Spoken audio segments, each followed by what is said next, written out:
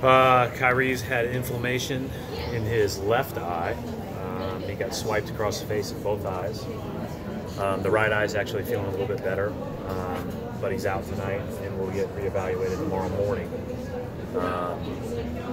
by the same doctor that looked at him today.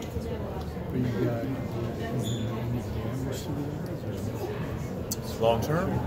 Scratch. No, nothing long term from what I've been told, which is good. Sure. Obviously, he's been in that position a few times before, excelled in it last year. How do you think it might help him to kind of get the volume of being out there a little bit more often, being able to warm up? I know he's got to get used to both roles, but you got to be able to do both. But I think at the end of the day, it's it's always easier to play a little bit more and to get more opportunity. And clearly, he's deserved that with all that he's done here over the last 3 years.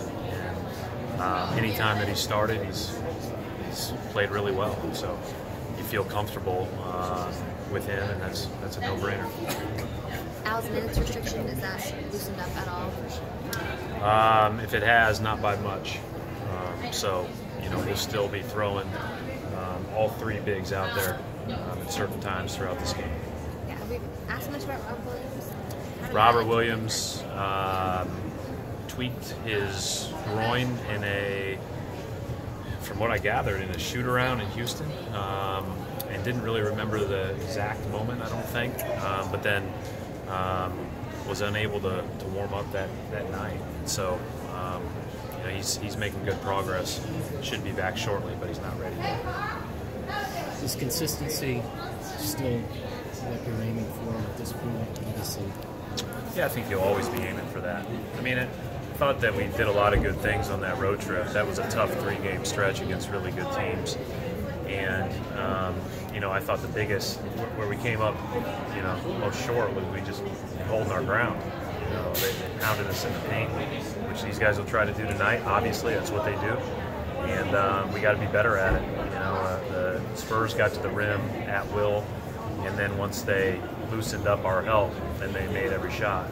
But I thought the physicality of Houston really hurt us. I thought that at times the Memphis post-ups hurt us, and so we got to be better in our post defense and just in holding our ground on drives. Anthony Towns has been a load, obviously, offensively and rebounding the ball. Yeah. Speak to what he does as a facilitator, because I think that's something he's making more of a conscious effort to be. I think he's just a really good player.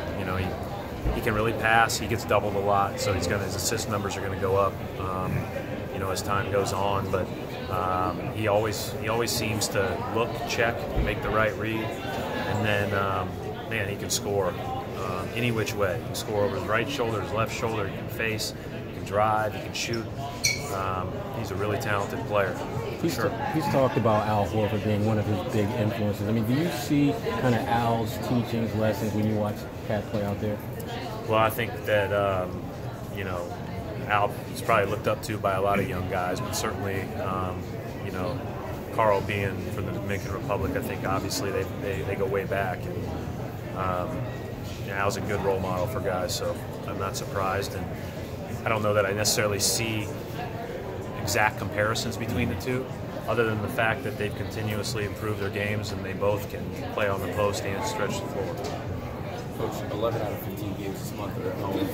How often do you anticipate being able to get on the practice court? I know it's like every other day for the first few weeks, but not very often. Just don't. Just because, when we do, it'll be walkthrough type stuff, because it's really every other day. And then when we do get the extra day, you'll want to take that day off for the guys and let them get back to refresh. So just the nature of the schedule, this will be more, you got to learn through film sessions, walkthroughs, and brief light shoot-arounds.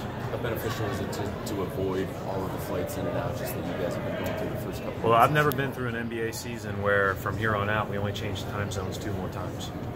That's pretty remarkable when you think about it. Now, we've got some crazy trips like everybody else has, but that's the NBA.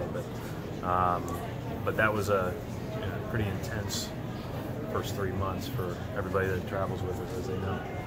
What stood out to you about Jordan's game in Minnesota, and has there been anything you've taken from that still? I mean, to be honest, probably a lot of overreaction about shot making versus not shot making. So at the end of the day, it's not, he wasn't getting much different shots than he's gotten in different games, but they, you know, he got a few more and they went down, and then you know, really got into a rhythm in that game. He's had obviously moments like that. You know, he didn't obviously shoot it the way he wanted to in the last game, but as far as making plays for others and doing all those things, all those games look the same, you know. But obviously, it feels good when that many shots go. Just one other thing about Kyrie. Does he have to wear sunglasses? He wore sunglasses yesterday when I saw him. I haven't seen him today, so I don't know what is. He's probably got a few nice pairs of them though. So, I would guess. Yeah. You mentioned on the radio that you guys watched film for about 90 minutes. Is that standard for the two of you on an off day? No, he was in there, I was in there, and I dug his glasses, and so we were like watching film. I put my little blue light things on. It was fun. What was the nature of the conversation, if you will? Just watching, just everything. When you're watching defense, offense, everything that we're doing, just and those are fun moments. You know, you have those sometimes on off days when guys are, you know, in and around the facility. What do you hope Jalen takes from that? Yeah, he played really aggressive. He played really well. We want Jalen to be Jalen, you know, and that is, you know, it's okay to be young and make a mistake or two. That's fine. Be aggressive. Be you. Don't settle. Don't get to the rim.